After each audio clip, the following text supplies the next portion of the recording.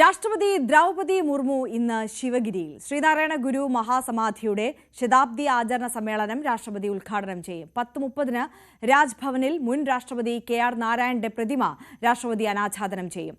വൈകിട്ട് Pala saint Thomas college platinum jubilee ആഘോഷങ്ങളുടെ മുഖ്യ അതിഥിയായും രാഷ്ട്രപതി പങ്കെടുക്കുന്നുണ്ട്. സന്ദർശനം കണക്കിലെടുത്ത് തിരുവനന്തപുരത്തും കോട്ടയത്തും ഗതാഗത നിയന്ത്രണവുമുണ്ട്. ജി ശ്രീജിത്ത് വിവരങ്ങളുമായി നമുക്കൊപ്പം ചേരുകയാണ്. ശ്രീജിത്ത്, കോട്ടയത്തേക്ക് എത്തുകയാണ് രാഷ്ട്രപതി. അവിടെയുള്ള ക്രമീകരണങ്ങൾ, ഒരുക്കങ്ങൾ, ഇന്നത്തെ പരിപാടിയുടെ ഒരു പ്ലാൻ ചാർട്ട്, അതൊക്കെ എങ്ങനെയാണ്?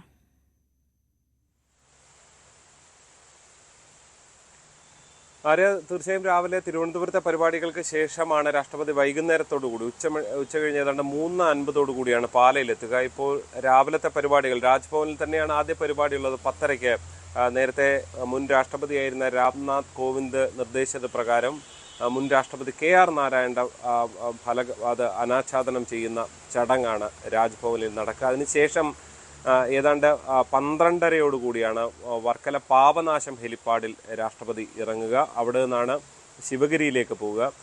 സാധാരണഗതിയിൽ രാഷ്ട്രപതിമാരുടെയൊക്കെ സന്ദർശനം വളരെ കൃത്യമായ സമയം നിജപ്പെടുത്തിയുള്ള യാത്രകളാണ്. ഇത്തവണ അങ്ങനെയാണുള്ളത്. പക്ഷേ ശിവഗിരിയിൽ കൂടുതൽ സമയം ചിലവഴിക്കുന്നുണ്ട് എന്നുള്ളതാണ് ഇന്നത്തെ ഒരു സന്ദർശനത്തിലെ ഏറ്റവും പ്രധാനപ്പെട്ട കാര്യം. ഏതാണ്ട് 12:50 രാഷ്ട്രപതി ശിവഗിരി വേദിയിൽ ഈ സമാധിയുമായി ബന്ധപ്പെട്ട ശതാബ്ദിയുടെ പരിപാടി ഉദ്ഘാടനം ചെയ്യുക. അതിനു മുൻപ് സമാധിയിൽ സന്ദർശിക്കുകയും ചെയ്യും. തുടർന്ന് അവിടെയാണ് ഭക്ഷണവും മറ്റും രാഷ്ട്രപതിക്ക് ഉണ്ടാകുക. അവിടെ സ്വാമിമാർക്കൊപ്പം ആശ്രമം സന്ദർശിച്ചുകൊണ്ട് അവിടെ തുടരുകയും ചെയ്യും. ഏതാണ്ട് 2:50 തിരിച്ച് പാപനാശം ഹെലിപ്പാഡിൽ നിന്ന് തന്നെ പാലയിലേക്ക് തിരിക്കുക. ഏതാണ്ട് 3:50 പാലയിലിറങ്ങും എന്നുള്ളതാണ് അറിയിപ്പ്. അതിനുശേഷം ഏതാണ്ട് 5 മണിയോടുകൂടി അവിടെ നിന്ന് കോട്ടയത്തേക്ക് ഹെലികോപ്റ്ററിൽ തന്നെ വരാനുള്ള തീരുമാനമാണ് ഉള്ളത്. ഇനി ഏതെങ്കിലും കാലാവസ്ഥ പ്രതിസന്ധികൾ ഉണ്ടെങ്കിൽ റോഡ് മാർഗം വേണ്ടിയുള്ള ക്രമീകരണങ്ങളും അതിനുവേണ്ടിയുള്ള മുന്നൊരുക്കങ്ങളും എല്ലാം പൂർത്തിയാക്കിയിട്ടുണ്ട്. പാലായിൽ നിന്ന് റോഡ് മാർഗം കോട്ടയത്തെത്തി അവിടെ നിന്ന് കുമരകത്തേക്ക് പോകും. ഇന്ന് കുമരകത്ത് താജിലാണ് രാഷ്ട്രപതി താമസിക്കുക. വലിയ സുരക്ഷാ ക്രമീകരണങ്ങളാണ് ഇവിടെ ഒരുക്കിയിരിക്കുന്നത്.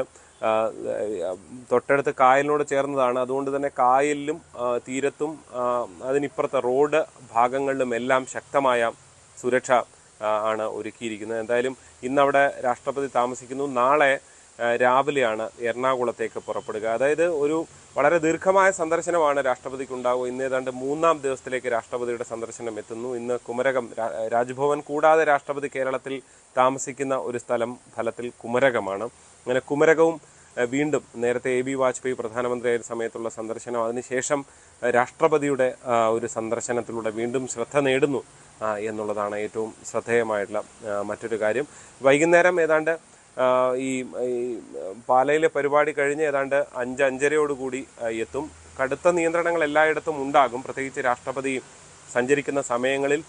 അതുകൂടാതെ രാഷ്ട്രപതി സഞ്ചരിക്കുന്ന പാതകളിൽ രാവിലെ മുതൽ തന്നെ പാർക്കിങ്ങിനുള്ള അനുമതി ഉണ്ടാകില്ല. അങ്ങനെ കടുത്ത നിയന്ത്രണങ്ങളുണ്ട്. ഇന്നലെയൊക്കെ ഈ ഹെലിപ്പാഡുമായി ബന്ധപ്പെട്ട ചില വിഷയങ്ങളൊക്കെ ഉയർന്നതോടുകൂടി കുറച്ചുകൂടി ജാഗ്രതയോടുകൂടിയുള്ള ഒരു ക്രമീകരണങ്ങൾ ഉണ്ടാകുന്നുണ്ട് എന്നുള്ളതാണ് നമുക്ക് മനസ്സിലാക്കാൻ സാധിക്കുന്നത്. എന്തായാലും അല്പസമയം കൂടി കഴിഞ്ഞാൽ രാജ്ഭവനിൽ തന്നെ ആദ്യ പരിപാടിക്ക് രാവിലെ 10:30 തുടക്കമാകും. യെസ്, ജി ശ്രീജിത്താണ് കോട്ടയത്ത് നിന്ന് വിവരങ്ങളുമായി ചേർന്നത്. എന്തായാലും തിരുവനന്തപുരത്തെ പരിപാടിക്ക് ശേഷം രാഷ്ട്രപതി എത്തുന്നത് കോട്ടയത്തേക്കാണ്. വൈകിട്ട് Pala saint Thomas college platinum jubilee ആഘോഷങ്ങളിൽ മുഖ്യാതിഥിയാകുന്നുണ്ട്. അതിനുശേഷം കുമരകത്താണ് ഇന്ന് രാഷ്ട്രപതി തങ്ങുക. അതിനുശേഷം നാളെയാണ് കൊച്ചിയിലേക്ക് പോവുകയും അവിടെ നിന്ന് മടക്കം പ്ലാൻ ചെയ്തിട്ടുള്ളത്.